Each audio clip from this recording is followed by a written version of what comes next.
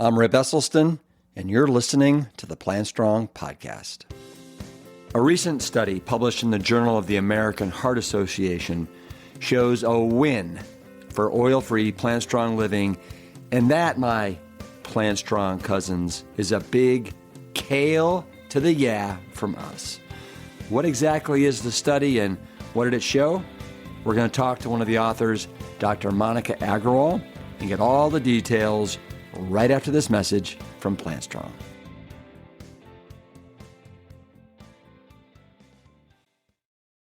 Plant Strong family, I have some insider information for you.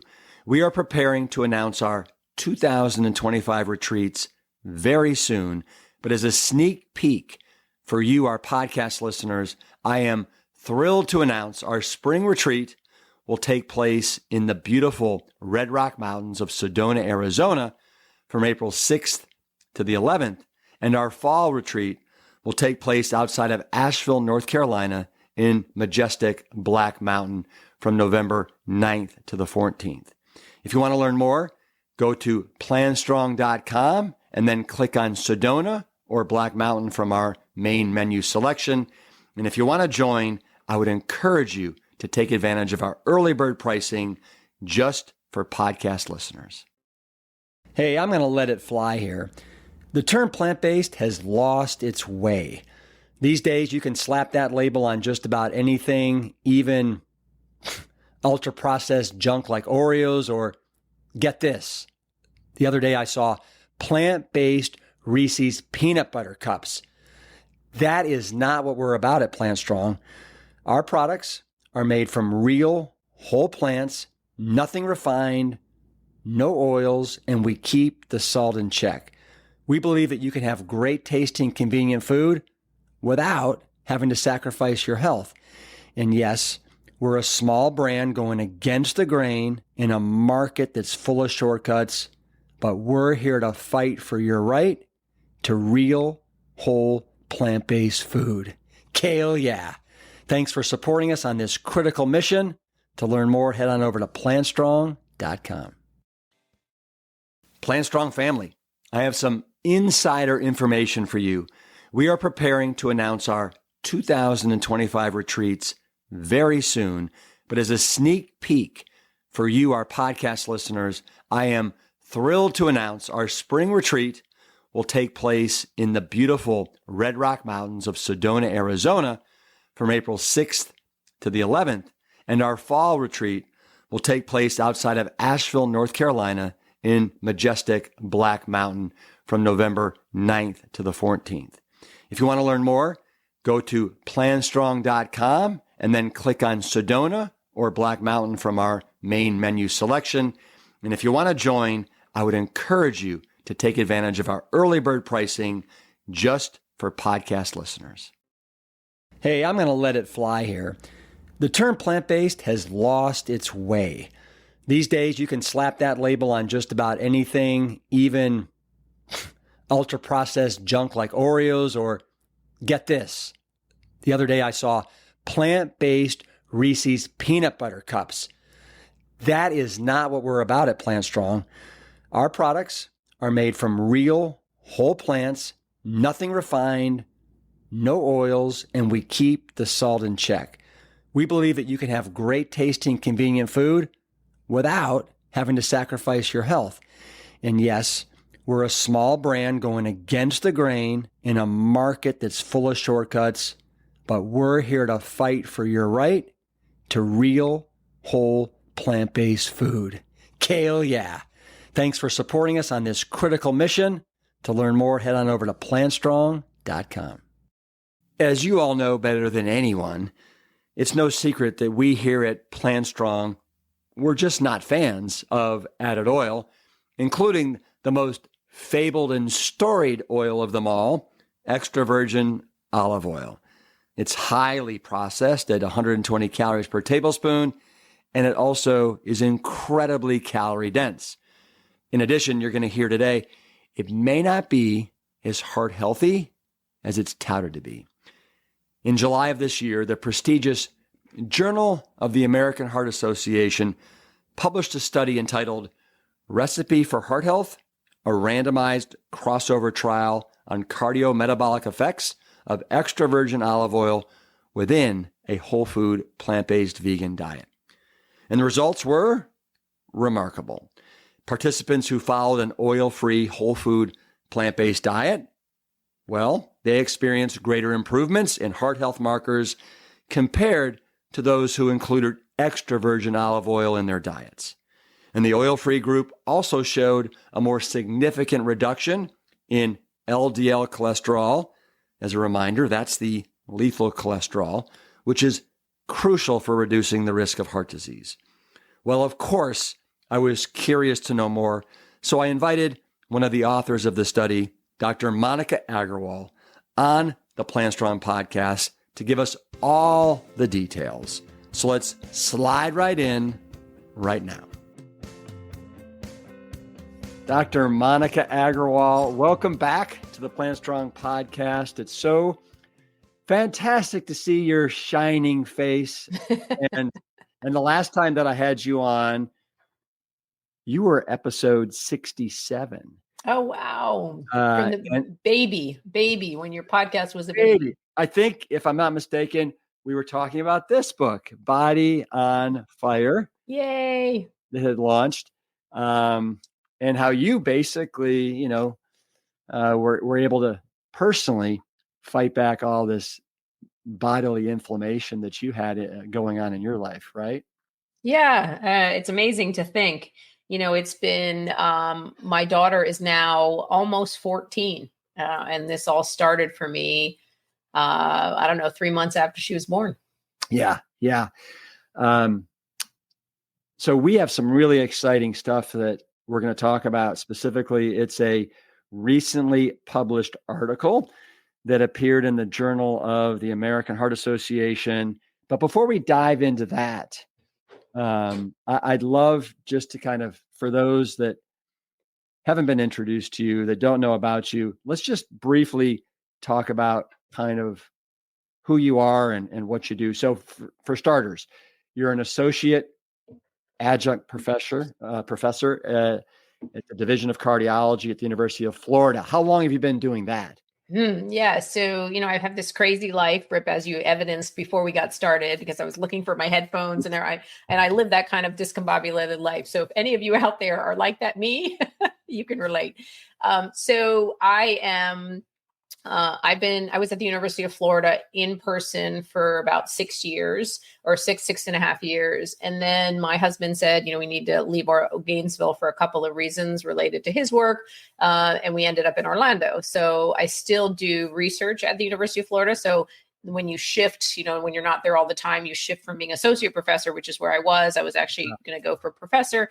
And then I shifted to adjunct just because I do my research there still. I still teach medical students and fellows, but I'm not there on a daily basis. So that's why I shifted to adjunct. It's really just a terminology thing. So I have I do a lot of publications and I still publish under the University of Florida. Right. So I'm on faculty there. And how long have you had an affiliation with the University of Florida? Yeah, so I think I arrived from Malaysia in 2016 to Gainesville, Florida. So 2016 to present. Wow. What were you doing in Malaysia? I was teaching medical school as part of a program through Hopkins Hospital. So I was living in Baltimore before that, and I was offered an opportunity to teach medical school in Kuala Lumpur, Malaysia. So I took my entire family with 3 small children and moved to Kuala Lumpur. Go figure. Who does that crazy stuff? You so do. I did. I know, me. And then I taught medical school. And then on the way back, I didn't want to come back to Baltimore for many reasons, but the temperature was certainly one of them. And so I was offered a great opportunity at the University of Florida. And so I took it. What is it about teaching medical students that is such a passion for you? I've always loved to teach. I'm proud that I've won many teaching awards because I do find it to be such a gratifying part of my life. Maybe because I was a struggling med student who didn't really know her way. I could have used a lot of mentorship, and the people who were my mentors have been lifelong friends and colleagues.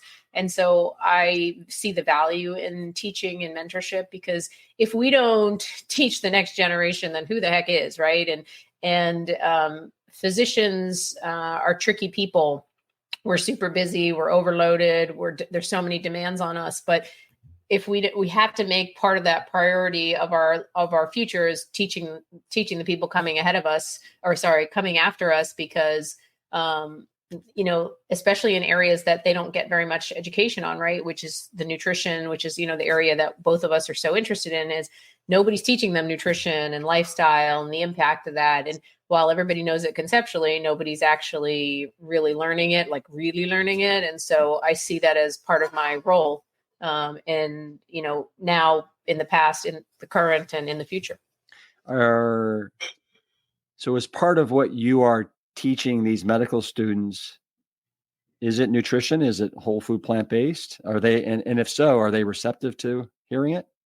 Yeah, so I teach a lot of the nutrition programming. I did it at the University of Florida. I do it at the University of Central Florida. I have fellows, residents, and medical students from both of those places that come and rotate with me. I have Advent Health family physicians that rotate with me. So, and what do I teach them? I teach them all sorts of nutrition. I teach them about lifestyle. I don't just focus on nutrition. I do a lot of lifestyle teaching, social connection, empathy, training. In terms of what I teach them nutrition-wise, I teach them what the data shows. So I show them the data and I let them decide. And, we all know that the data supports plant-forward eating. And so we educate them that the foundation of every meal should be plant-forward. So you mentioned Advent Health there. You're also a preventive cardiologist and lipid specialist there. Is that online? Is there a location you go to with Advent Health? How does that work? I'm based in Orlando. So I see patients in Orlando. So I'm a board certified lipidologist or lipid specialist. So I deal with patients who have very complex lipid disorders, but I also have patients who come to me because they've heard about me and they've been told they have advanced heart disease and they want a second opinion. Some of them come from your dad, which is always fun when Essie sends me a patient. And so they could be any one of those kinds of patients, but I see them in Orlando and specifically in an area called Winter Park. So recently you were you appointed or elected? How did that work? The nutrition chair at the American College of Cardiology. So the American College of Cardiology is our big society of cardiologists that we all look to for guidance, guideline management, our education. So much of it comes from the American College of Cardiology. And so recently I was nominated as to be the nutrition chair, which is exciting. So, I've been on that committee for several years, and some of my dearest friends are on there. People like Kim Williams, Neil Barnard, Rob Osfeld, friends of all of ours are all on our committee. And so this last year, or actually this summer, I was nominated to be the chair. That's great. And as the chair and as part of the American College of Cardiology, I mean, you guys are working on policy changes on the national level. Yeah. Regarding nutrition. That must be pretty darn exciting. It's very exciting. It's hard work. I mean, there's so much bureaucracy and infrastructure that you have to sort of overcome. And, but, I think if we keep pushing forward, Neil's on the group and Darius Mazafarian, and they're really interested in policy. And so moving forward, medical education and medical nutrition policy is an area of focus that I have. Steve DeVries, who's a great friend and is really involved in medical education. So we've just sub-appointed him as the new education person. So education chair. So he's going to help me build education in medical schools, residencies, fellowships. And he's done such a great job with his Gaples Institute and really admire his work. And then I have I've appointed a sub chair for fellows in training to sort of then help with because I'm a strong believer, as you noted, I'm a strong believer in mentorship. And so then building up that new cohort of early faculty is a great joy. And so it's been fun to kind of put together these committees so that we can really make impact in a few specific areas, which are passions of mine and of many of the people. I think it's such a massive project, and people probably don't realize how massive working in this area of nutrition is, because there's so many non-believers and there's so much misinformation out there, right? Many people are getting their information from TikTok videos and social Instagram, and they think that this is correct knowledge. And so we're fighting against that social media component. Then there's the people that are in the places who maybe don't, or who maybe are involved in policy, but they may not fully understand the areas that maybe they don't have this expertise in prevention or in nutrition. And so our job is to then impact and educate in a very positive, supportive way, because we all are good at what we're good at, right? And it's there are many things I'm terrible at that I learned from other people. So, everything is meant to be supportive, out of love, out of all of us growing together. All right. So, Monica, let's dive into this recently published article, and it's called A Recipe for Heart Health, a randomized crossover trial on cardiometabolic effects of extra virgin olive oil within a whole food, plant-based vegan diet. Mouthful. Yeah, no, it really is. But let's, just so that the audience can understand, I want to pick it apart a little bit. Yeah. So a randomized, what does that mean, randomized? What does that word mean?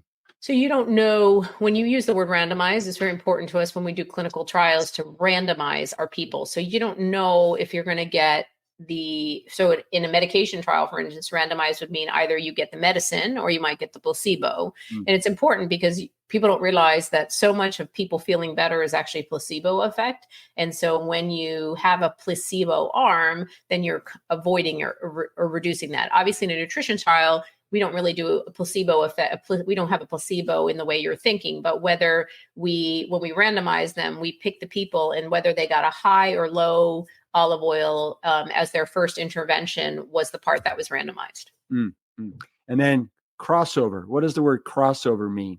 So again, in nutrition studies, there's so much nuance, because the way I eat, the way I respond to a spaghetti squash and you respond to a spaghetti squash, or oatmeal or something, is going to be different.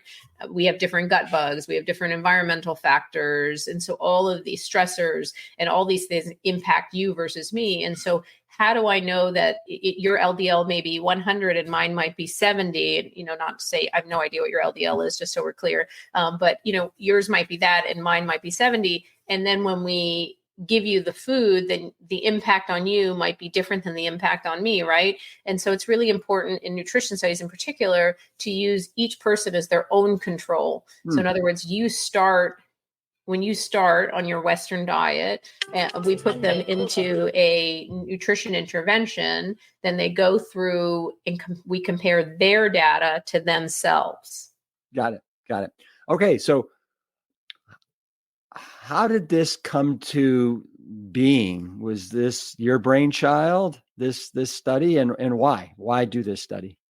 It was my brainchild, because I think so many years I've I'm always somebody who likes to ask questions. And so one of the things that's continued to bother me is whether, so what we know about nutrition, if we step back, is that plant forward eating is optimal for patients with heart disease. There should be no debate about this, no matter if the keto people are wrong, the paleo people are wrong.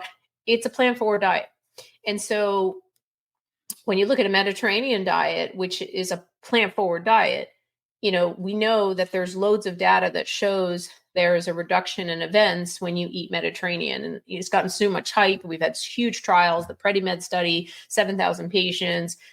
We had the Leon Heart study. I mean, there's just so many studies that have been showing, and then more and more individual studies after that showing that the Mediterranean diet is good. But the Mediterranean diet is, 30 to 40% fat, as you know. And so, and there's all these pieces in that diet that I don't really fully understand. And so then there's a plant forward diet. And what I wanted to understand, which is about 10 to 15% fat often, I wanted to understand, is it that everybody in the Mediterranean diet is just eating more plant forward and that's why they're getting better? Or is it that any plant forward diet good for you? And if you add a little olive oil and a little bit of fish or whatever, does that matter?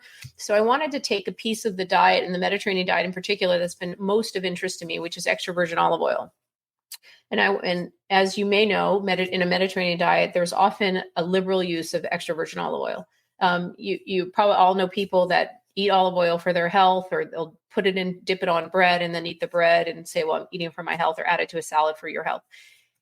And so I wanted to understand specifically, does the olive oil itself, like, are there pieces of this diet that make it better? In other words, is it that we've just moved everybody to plant forward and that's why everybody's doing better? Or is there specific pieces that are like, oh, it's this piece. If you just eat anything else and you just add this piece, you're going to make people better. So that's something I've always wanted to understand. So I decided to run a study to look specifically at extra virgin olive oil. And so that's where that came from. Well, I think it's absolutely brilliant what you were able to do. And you started all this in like 2021, probably in the middle of COVID, if I'm not mistaken. Yeah. Oh yeah, it was super hard. I mean, it was super hard to do the study. It was super hard because, exactly right, we were literally doing this in the middle of an epidemic, right? So it took longer to recruit for sure, but it was very interesting. People loved this study. We had such good adherence to our study because we had added a nuanced component of education and community that I think even I didn't fully grasp how impressive that piece was going to be. Yeah. Can you let us know? I've read it and it's super impressive, but can you let the listener know about the kind of the methods, the cohort, how many people were in the study, their ages, male, female, all that jazz? Sure. So what we wanted to look at adults. So we really looked at anybody 18 and older, but it was really average age was about in the 60s, as is usual. Most people were women, and which is also very common in studies, especially nutrition studies.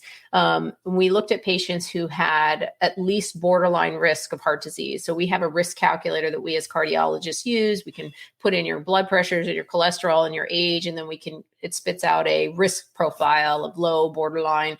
And so we wanted people who had some risk features of heart disease, but we didn't include people who actually had known heart disease. And that was, so we had some criteria for that. And because what I didn't want to do is I wanted to use a group of people that maybe weren't on statins and weren't on, because most of our secondary prevention patients or people with heart disease will be on statins.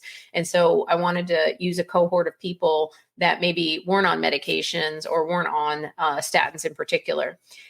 So I took 40 people and I put them through a randomized crossover design study. So we took 20 people and we put 20 people that were randomized to high olive oil. And I'll tell you what that means in a minute. And they would have to eat that way. So they had to eat 100% plant-based diet with high olive oil for 4 weeks. And then we washed it out. And then we put that same group of people on 100% plant-based diet with low olive oil. When you say a 1 week washout, what exactly does that mean? Oh, so we put a washout in place, which means basically we ask people to go back to their old diet for that 1 week in between, because we wanted to sort of start the numbers. So if you can imagine, this is the negative of crossover design, is if you start here on a Western diet and then you go down to here with a plant-based diet with high olive oil, then it's hard to then assess the second part of the intervention because they've already come down to here. If you start here and you change just a little bit, you might only see this much change. Does that make sense? Yeah. So with that, you try to wash them out. So you hope that they kind of go back up so that you can still see the notable impact. But you'll see in our data, in particular, we struggled with crossover issues because people didn't wash out completely. And this is often a struggle in nutrition studies because who wants to go back to those old unhealthy habits? And so what happens often is people cross over, they don't fully wash out. And then you see a less impact in the second part of the intervention. And we definitely suffered from that during the study. I would imagine. I mean, 4 weeks of eating whole food, plant-based, this, low oil or even the high olive oil. the high amount, I would imagine. Wow. They probably felt so much better. Well, that's exactly it. I mean, people were so happy in the study. And remember, we added this education and community component. So then you're in this group of people of 8 to 10 people, which was each cohort was about 8 to 10 people that you meet every week. You're on Zoom together. You're literally during some of the classes, people would pull up. They'd be like, "What do I do with these oats?" And then everybody else weighs in. Like it was this lovely community, so much so that when people finished their 8 weeks, they shared numbers. They exchanged numbers so they could continue to correspond and speak to people. And these were people of different demographics, social economic status, different ethnic groups. And it was just so cool. And my favorite part actually of the intervention is how much community and connection we created. And I think again, we talk about this, but I think it's so undervalued how much the connection and community is to promoting adherence. Yeah. Yeah. Okay, so what was the difference in the amount of fat in the two groups? Well, so the high olive oil. So remember, we put everybody on a 100% plant-based diet. They all were on a Western diet. We put them on a 100% plant-based diet. So, a huge difference already.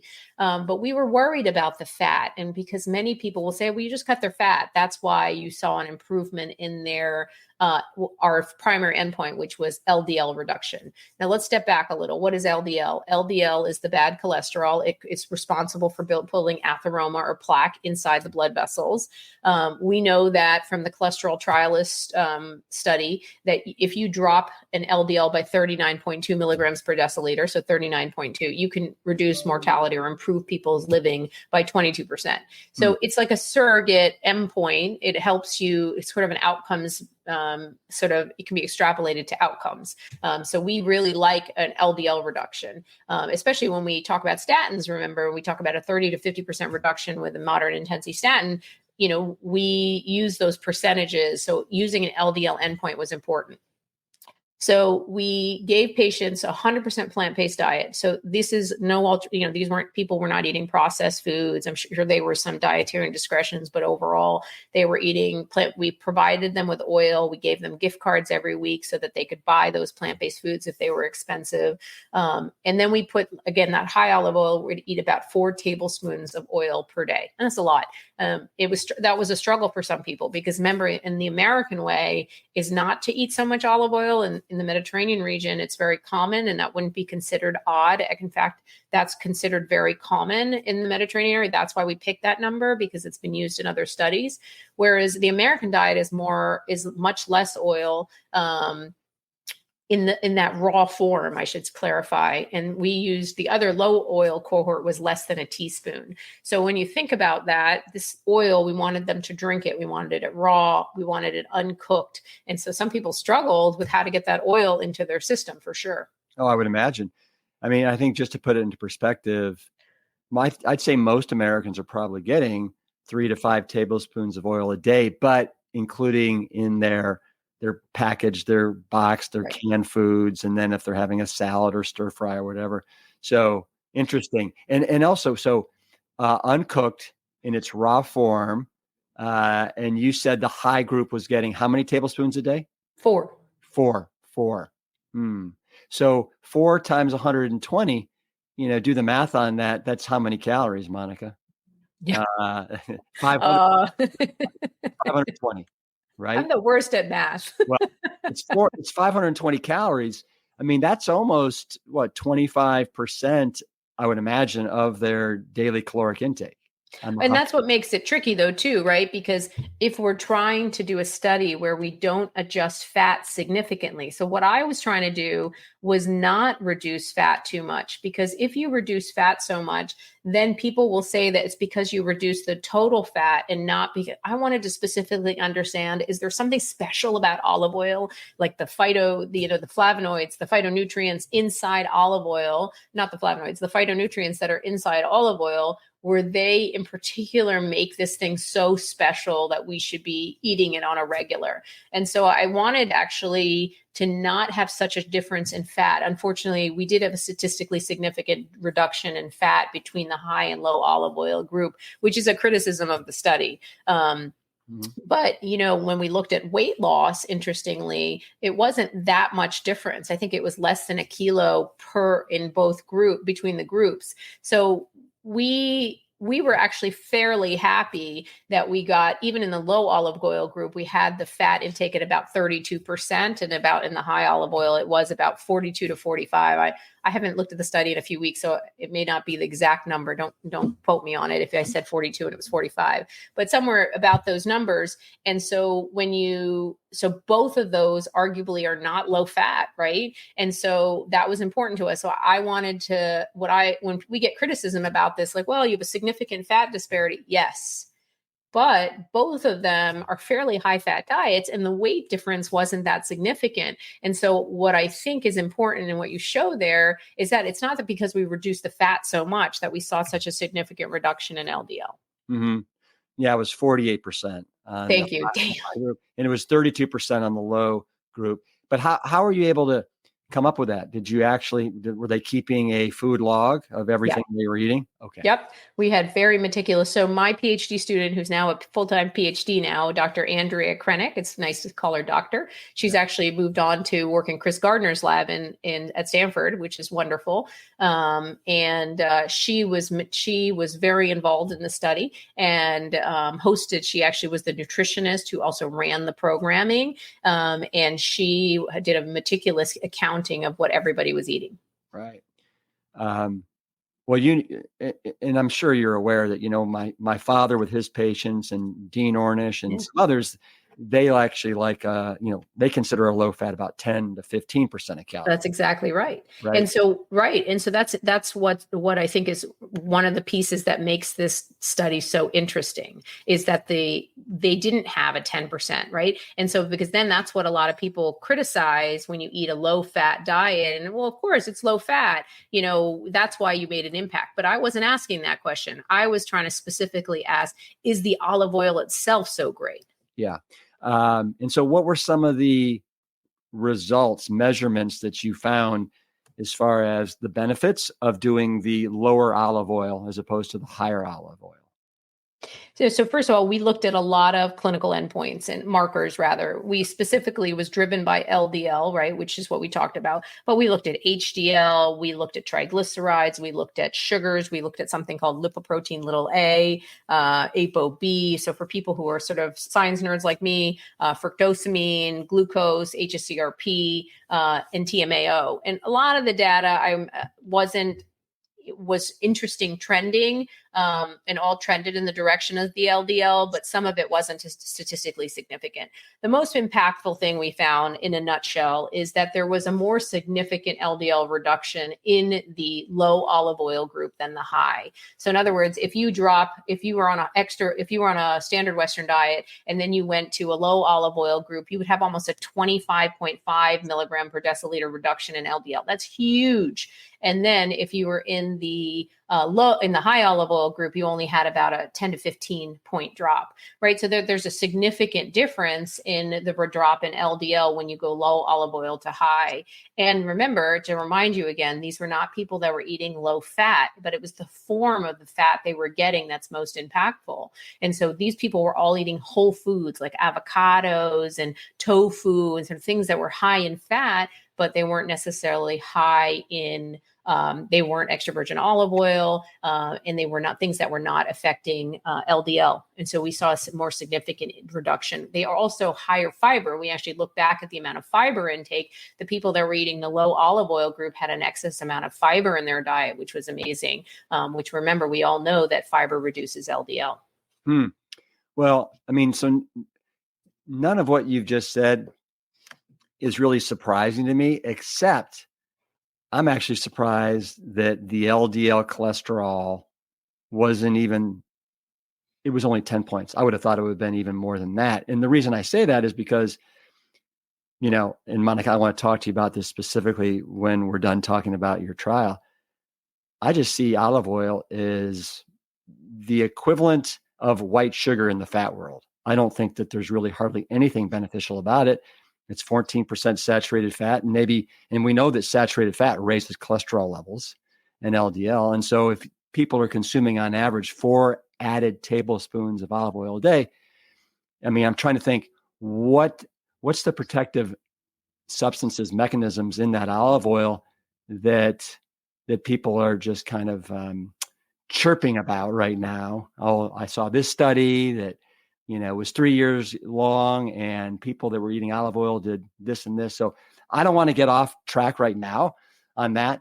But so I think everything you've said makes complete sense to me. Yeah. I think the thing though that, there's not a more significant drop. I mean, you have to remember that people were eating this badly, and then they both went plant-based, right? And so the plant-based eating is what we should be emphasizing to all of our patients. And I think that's what I want people to take away from this study is that we want people to eat more plant-based, period. So there's no question that both groups, high and low olive oils, had significant improvement when they moved away from the standard diet to a plant-based diet. So we need everybody to eat plant-based. That's not just you or maybe you and only because you have heart disease. It's everybody.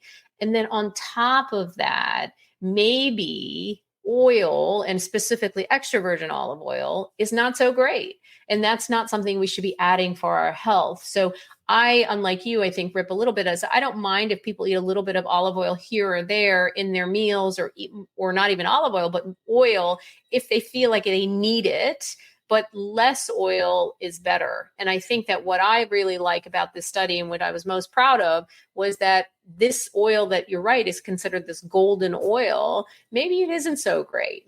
So I think that's what I want people to take away is that we're seeing a significant LDL reduction just from going plant-based, but even more so when you eat less oil and not necessarily less fat, right? Because these are people that are still eating fatty food, but they're eating it in whole form. They're eating it in whole form. And that's the key. So eat those whole foods. You don't have to cut your calories down. That's why so many of us don't say, count your calories or adjust this. We just want you to eat those whole foods, right? And so I want people to eat whole foods. And I just don't want them, as you pointed out, to get them in this highly concentrated form of oil. And to me, truthfully, I say that for all oils. And so, all of the oils need to be reduced in amount because it's a concentrated form. So eat 5 olives. Eat 20 olives, you still won't get what you're getting from the 4 tablespoons of olive oil, right? And so it puts things into perspective that whole foods, plant-based, this is optimal for eating. There should be no debate about that. And then on top of that, please don't add the oil for your health. Yeah. So first, how exciting that you were able to dream this up, get the funding, make it happen. And you're 3.5, 4 years later, right? It was a long time before we got it published. Yeah. But it's so cool. The Journal of American Heart Association is considered one of the best journals in the world for cardiology. And we were proud that they felt it was, despite its negatives. I mean, again, anybody who's a scientist who's listening to this is going to say, well, these are the negatives. I agree. There were definitely issues with our crossover design, the length of the study. We needed a longer washout. I agree with all the more finite measurement of fat intake in the future for next studies, but nobody can discount what we found. And this should be the impetus for somebody to do the study again, but with double the people and a longer washout. But I think that there's no question that there's a trend here that needs to be evaluated, monitored, and we should be eating oils with caution. Yeah. So based upon what you put yourself through here in the last, 3.5, 4 years, are you excited, motivated to do another study? I think so. I mean, it's definitely, research is a labor of love for sure.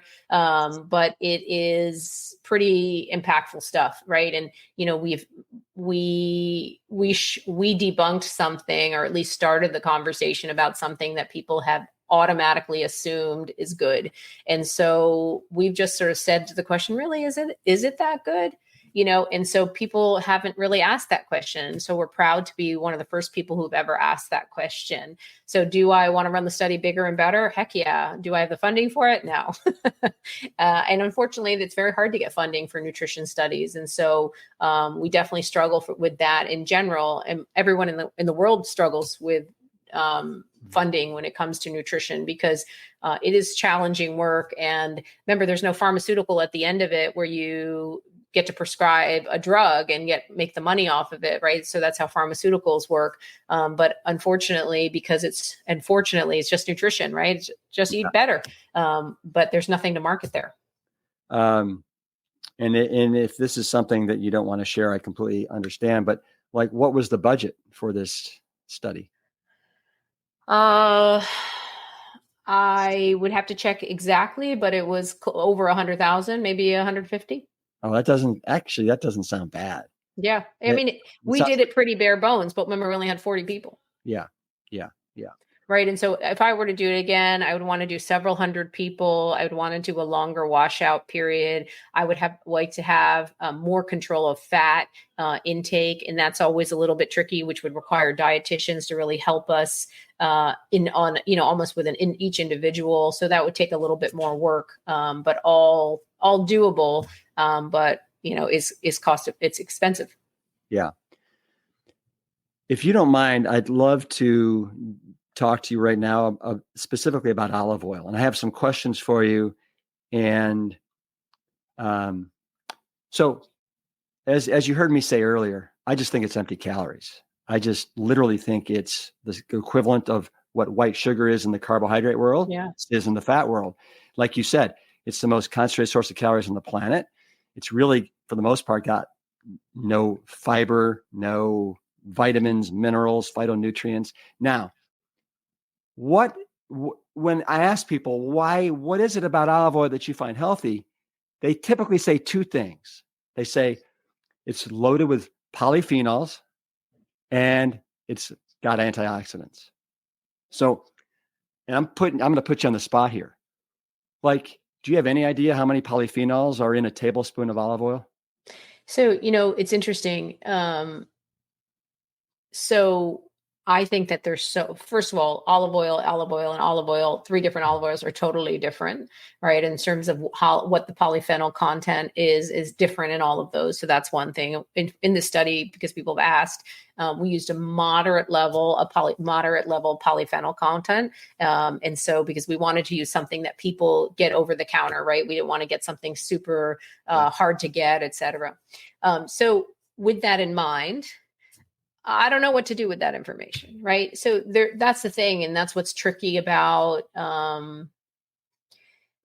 there are some studies out there that say that these high polyphenol count these are higher polyphenol count olive oils. And I don't want to discount some of the studies that are out there that do show that certain olive oils are better than others, but I don't still then know what to do with that information, because the studies aren't designed the way, they're not put on a plant-based diet when they are then given so that you could specifically look at the olive oil, right? And so that's the problem with so many of the designs. And so when people say these are high in antioxidants and polyphenols, I'm like, oh, okay, maybe, because it's hard to know also how much that translates into actually each person, like what's bioavailable and what's not. So I do believe that because we know that olives have benefits, that there is some benefit in oils or in olive oil, but whether that's significant or not, I think this study in particular certainly doesn't show that it drives or good for LDL reduction.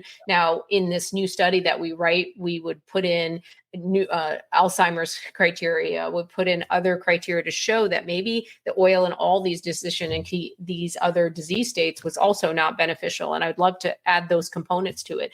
But for now, and, I know you're putting them on the spot to say, like, would you, is it? And I would say to you that, I think that there is an olive is good for you. The concentrated form maybe has some nutrient quality, but is it impactful in heart disease? I would say no. Yeah.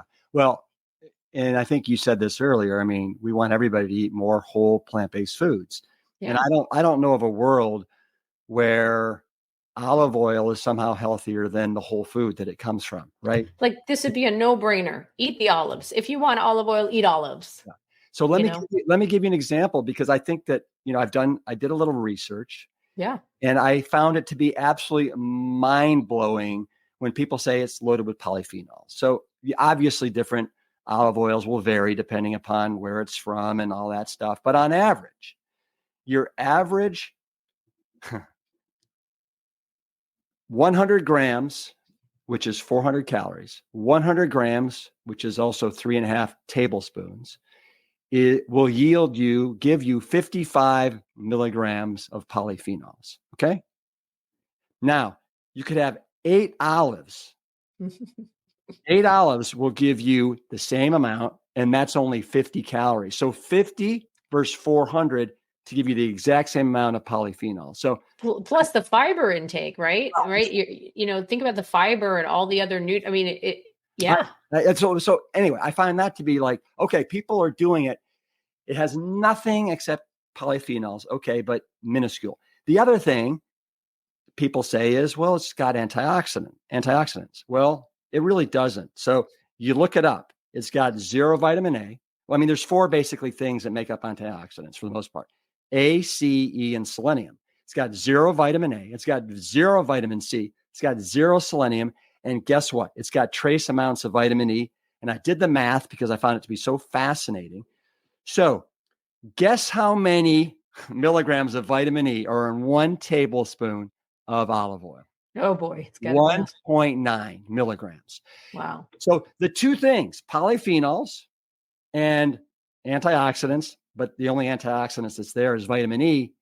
They're in such trace amounts that if you were to try and do that and to equate it to a whole food equivalent, you'd be having to do, 16 to 32 ounces. I would just change the way you say it, Rip, and just say relative to what you can be getting from a whole food plant-based diet and those natural sources, there's no comparison. But you separately, olive oil, it has some polyphenols. We can't ignore that. But relative to what you can get from eating plant-based foods, that should be the conversation, I think. And I think that people are more responsive to that conversation when you see it that way. And the only other thing I was going to say is we should write this up in like a little blog. We can put in the study, but then we can put in these calculations you put in and then put it out there because people should see those numbers. And I thought that was really great that you put those numbers together. Yeah, no, thank you. And I just, I just find it to be such a mind melt. Yeah. The way people take a little bit of polyphenols and all of a sudden it makes it into a health food. Right. When it is, like we've talked about, it's just it's crazy. So I think take away the right thing, right? And so take away the right thing, which is eat more plant-based, eat lots and lots of whole foods. Don't focus on eating these concentrated forms of anything because they're not usually going to be as good as their original. Just eat the original. That's what we need. We're the original vegetable eaters, the original gangsters. We're the OVs, the original vegetables. Yeah. If you don't mind, I have a couple questions for you from our Plant Strong audience because they knew I was going to be talking to you today. So this one comes from Pamela, and she says, "Thank you so much for this article, Dr. Aggarwal. I understand the value of this lifestyle for cardiovascular health, but I wonder about the effect of no oil on brain health, cognitive function over time. Years ago, I had an initial consult with a cardiac wellness doctor at Montefiore Einstein Center, and he really could not answer this question for me. So I'm hoping that in 15 years since then, there might be more ability to answer that question." Yeah, it's a great question. I think that I would like to just say it's a non-issue, but until I do the study, I don't know for sure. I think that, if you look at the qualitative data and people that are eating these low-fat diets, their brain function's great, right? And so, but do I have a study to sort of show that specifically about olive oil? I don't. I think people do have this obsession, though, with, fat and like needing a certain amount. And people often say to my clinic, they'll say, "Hey, I have this, I need a certain amount of LDL for my brain to function, or I need a certain amount of cholesterol for my brain to function." I'm like, "Oh, okay, hold the phone." So when you need a little bit of cholesterol to build cell membranes, right? But your LDL when you're born is 40 to 50. And so if you can make a baby into an adult with an LDL of 40 to 50, why do we need any more than that at any other time? Mm-hmm, mm-hmm. The other thing that I would add on to that is that just because you're not adding any oil, or let's say less than a teaspoon a day, as you so aptly showed in this study, doesn't mean that you're not getting any fat in your diet, right? I mean, these people were getting 32% of their calories from fat. So there's fat in everything, right? Right. And so I think we focus so much that we're going to lose brain function if we cut back too much on oils. But no, I mean, you if you eat the whole foods, you're going to be just fine. Like, just eat the whole foods. Your brain's going to develop fine. Everything's going to be good and fine. Will I have the clear scientific data that I can do this same study on an Alzheimer's group? It would be fun. Yeah. Dr. Aggarwal, I am oil-free, but many of my oil-free plant-based friends are confused about olive oil because Dr. Kim Williams and Dr. Joel Kahn both say olive oil is good due to a recent study that they read about it. Dr. Williams says a small amount is beneficial for non-overweight individuals due to the polyphenol content in olive oil. Yeah, I know exactly what study he's talking about. Kim and I have talked about that study, and it's interesting.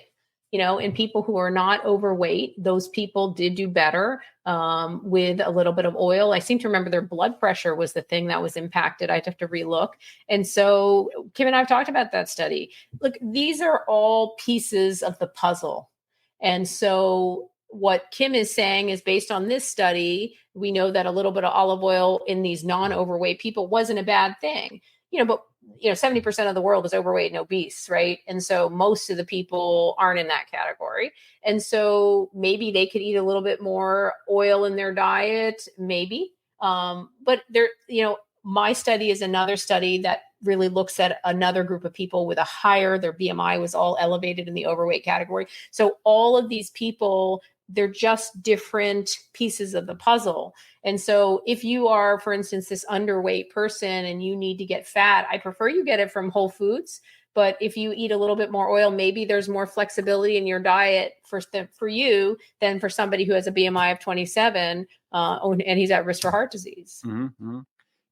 Every case has to be taken in isolation. And, I don't think that there's one rule. And, Kim and I are, literally talk twice a week sometimes. And so we talk about these studies, and he's the first one who sent me an applause letter, applause text message to say, great job on that study. So he and I are not, they're not fighting each other. He's not saying olive oil is good, and so wait, this is debunking that. No, he's saying in this sub-select category, in this study, there was a slight improvement when they had some olive oil. So that's just another piece of information. But again, those are 30% of our population who are not overweight, and so I guess I just want people to take that with a grain of salt too, is that these are just pieces of the puzzle. I think what we should take away from this is that for the 70% of people that are overweight or obese, they shouldn't be eating olive oil if they're at risk for heart disease. And in general, and even with that lower weight class, why not eat them from your whole foods? Yeah. Tell me if you agree with this statement that I'm going to make here, and then I'm going to let you go.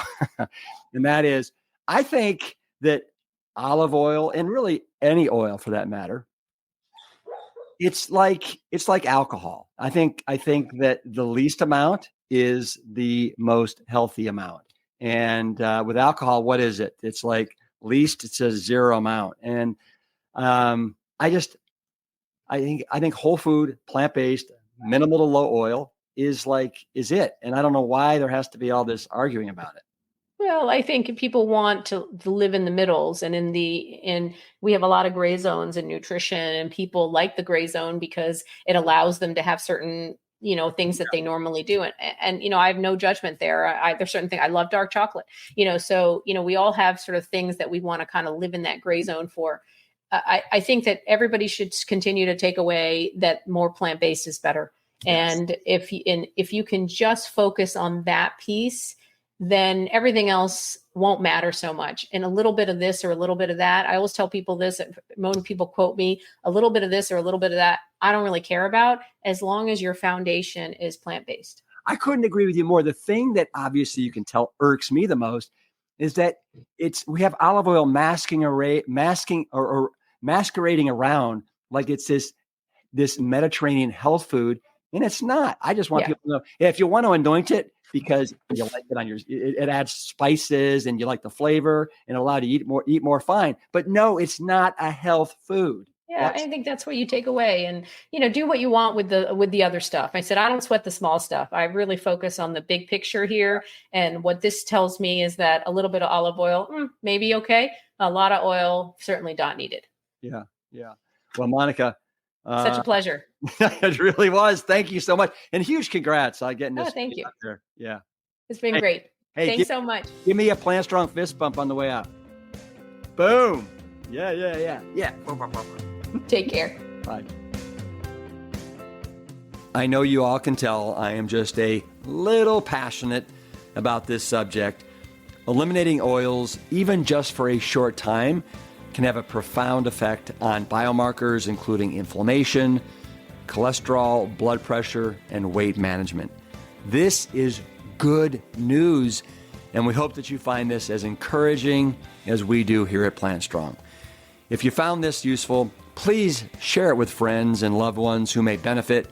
Until next week, let's keep putting the plant back in plant-based, and always keep it Plant Strong. The Plant Strong podcast team includes Carrie Barrett, Lori Kordowich, and Amy Mackey. If you like what you hear, do us a favor and share the show with your friends and loved ones. You can always leave a 5-star rating and review on Apple Podcasts or Spotify. And while you're there, make sure to hit that follow button so that you never miss an episode. As always, this and every episode is dedicated to my parents, Dr. Caldwell B. Esselstyn Jr. and Ann Cryle Esselstyn. Thanks so much for listening.